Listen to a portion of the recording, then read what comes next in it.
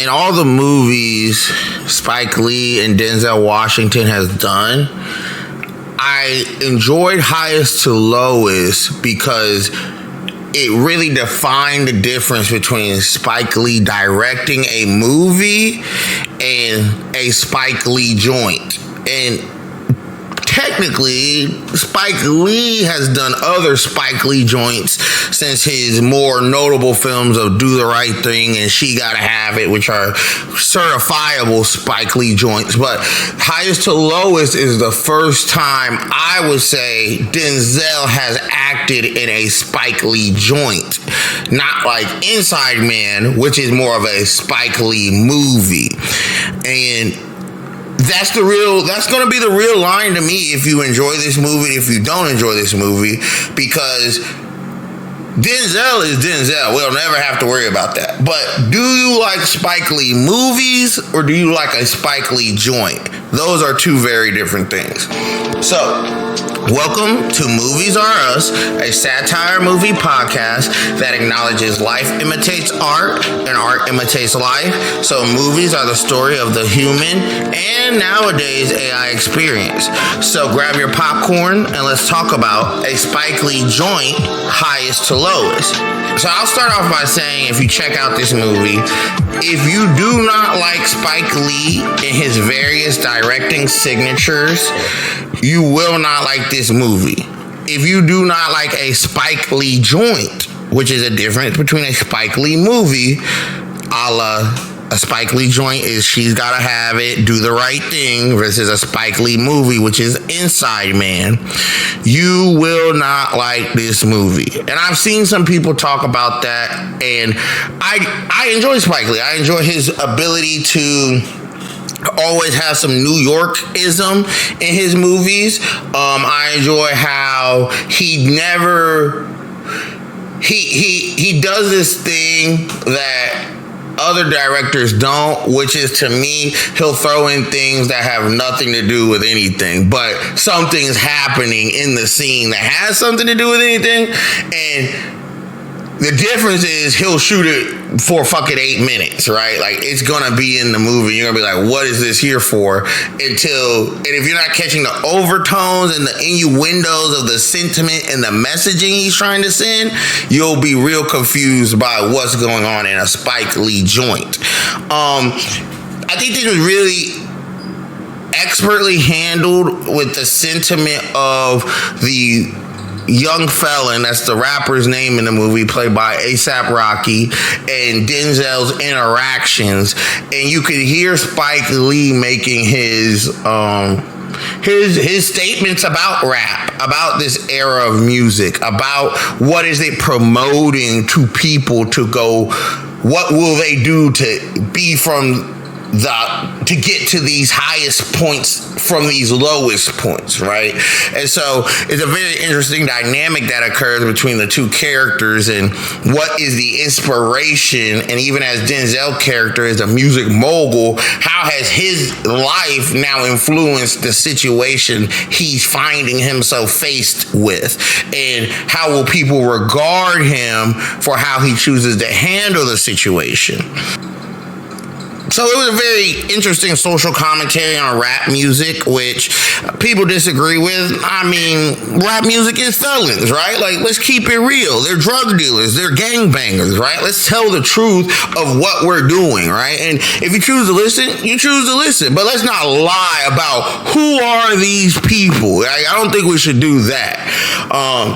Now, if you just want to watch some great acting, and he carries the whole movie with his acting, Jeffrey Wright's pretty good.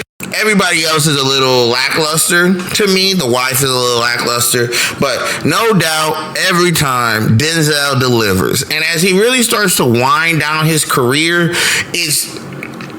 it's a sentiment of him being a stage actor first to me. It's a sentiment of his catalog. Although you may not like a movie, I don't know that Denzel has a movie he's acted bad in. And that's what you get with this movie. You may not like this movie, but you will never say Denzel Washington can't act. And so he does carry the movie with his acting prowess. Some of the antics that Spike Lee antics of his directing and his film writing and what he likes to do when he makes a movie is like, there's like an 8-minute Puerto Rican Day Parade scene in this movie, like out the blue. And it's something happening, but it kind of reminded me of like, She's Gotta Have It, where old girls like dancing in the park. Whereas like, this don't really got shit to do with shit. Or like Do the Right Thing, where it hard cuts to a guy saying, I'm blackity black to black, y'all. Like, it gives that era, it gives that energy where Spike Lee just likes to do what he wants to do, right? And so it was a little long for me. I was like, all right, Spike, I get it. But, you know, he has his flair. He has his takes. You got to respect that. He's an OG, and him and Denzel are so far along in their careers. What can you tell them not to do? They're going to do what they want to do. And it was solid still. Like, I'm not going to act like it was, was it the best movie ever? No, it's not the best movie ever. But it was solid. It was a solid, enjoyable film. If you choose to go see it in theaters, I think I just enjoy theater experience, right? So if you just want to watch Denzel act on a big screen, go see it in theaters. But is there a rush? No. It comes out on Apple TV September 5th, so you could always just top in and check it out when it hits Apple TV. But a couple last points that I enjoyed about the movie was I enjoy when movies allow actors to act. So many times nowadays, movies feel so rehearsed, so scripted. And there's a script, but are you allowing people to act? And in this movie, it's not always my favorite use of the camera because they set the camera up and it starts to feel like a stage play more. But I do enjoy the fact that this movie is obviously cutting from different takes, different reactions, different, okay, let's shoot that again. Let's shoot that again. And it's cutting between these takes of this movie. So it allows the actors to come in a room. Yes, we have a script about what we might, like the outline of where we're headed, but let's act our ways there, right? Let's act to get to the end point of what this scene is supposed to be. So I did enjoy that.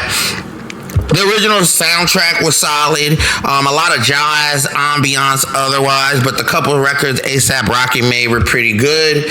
And overall, I think Highest to Lowest was a pretty good film.